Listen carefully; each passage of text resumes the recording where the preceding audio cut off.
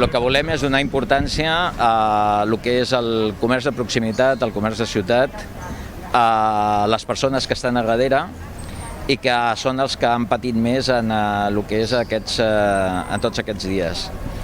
I volem donar és d'aquesta visualització.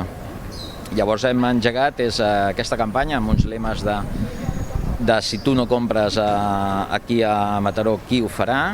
Però també és encaminat sobretot a el que és el comerç de proximitat i el comerç de ciutat. És una campanya bastant històrica a Mataró perquè estem fent una panera, que de fet ja tenim el recapte.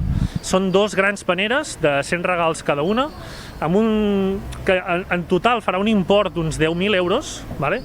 Creiem que són més, però és difícil de tassar, que això ens donarà un reforç en el tema de l'esperit de Nadal. Ja que no es pot fer una fira de Nadal a la plaça Santana, nosaltres ho podem fer un reforç amb aquesta gran panera històrica. Hi trobarem des d'alimentació, hi trobarem des de roba, tecnologia, hi trobarem llard i coses de la casa.